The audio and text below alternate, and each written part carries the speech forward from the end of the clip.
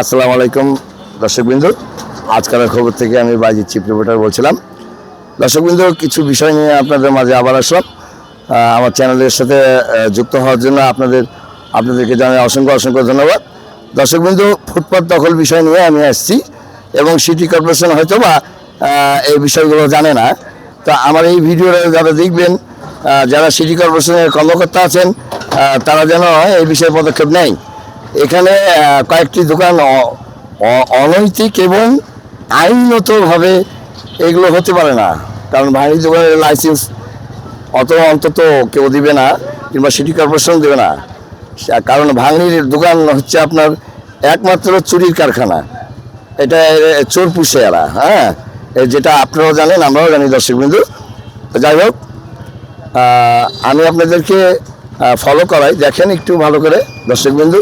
ওই যে টার্নিংয়ের মোড়ে যে ভাঙড়ির দোকানটা দেখছেন আপনারা, এই ভাঙড়ির দোকানটা আসলে মানে অহেতুক একটা ওখানে দিয়ে রেখেছে। কারণ এটা ব্যাক সাইড হলে যে কোনো যানবাহন ক্রসিং যখন হবে তাহলে দুর্ঘটনা ঘটবে। দর্শকবৃন্দ, আপনারা ভালো করে ফলো করেন। আবারও আপনাদেরকে বলছি আমি, এই যে ভাঙড়ির দোকানটা দেখছেন, এই ভাঙড়ির দোকানটা অবৈধভাবে বসিয়েছে এবং তারা সিটি কর্পোরেশন রাস্তা দখল করে বসিয়েছে। দর্শকবৃন্দ, আমি আবারও আপনাদের ভালো করে বলছি, এই বিষয়টা যদি ঊর্ধ্ব কর্মকর্তা আমার এই ভিডিও দেখে থাকেন, তাহলে আপনাদের হাত জোর অনুরোধ করে বলছি আপনাদেরকে, এই বিষয়ে আপনারা পদক্ষেপ নেবেন।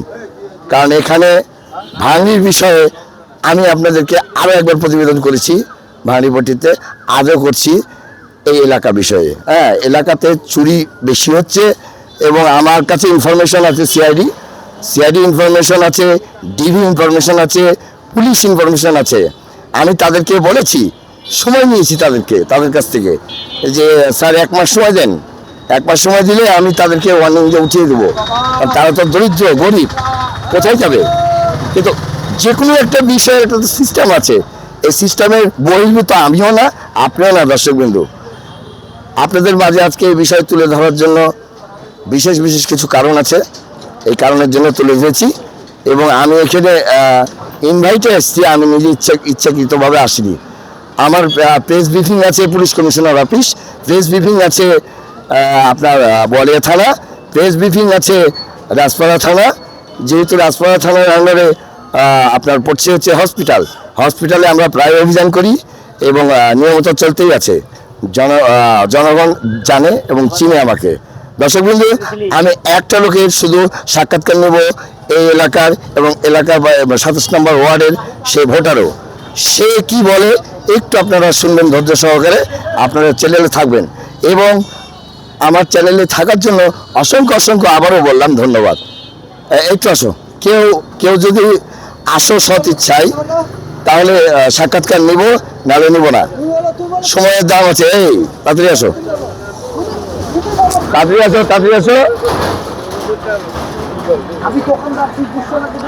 এদিকে আসো, কেউ আসো এখানে, কেউ আসো, বারবার কেউ বলছি, সময় চলে যাচ্ছে।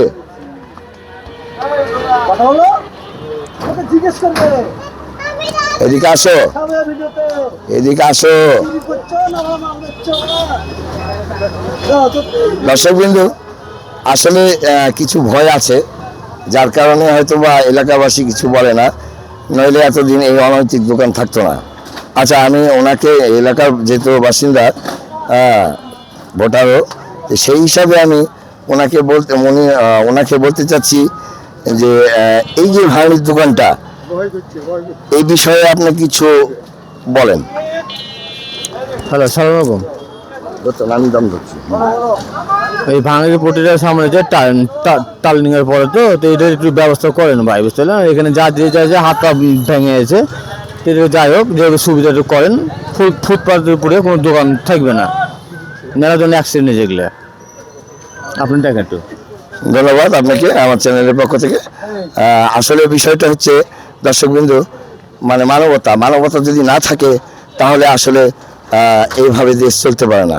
দর্শকবৃন্দু, আমি যেটা দেখাচ্ছি আপনাদেরকে একটু ফলো করে ভালো করে দেখবেন। এই যে দোকানগুলো আছে দেখছেন আপনারা। দর্শকবৃন্দু, আবারও আপনাদেরকে বলছি, আপনারা এইটুকু সহযোগিতা করবেন আমাকে, না করলে হবে না। আজকালের সংবাদ থেকে প্রেস রিপোর্টার, চিফ রিপোর্টার বাজিদ বোস্তামি বলছিলাম। ধন্যবাদ আমার এই চ্যানেলের সঙ্গে থাকার জন্য।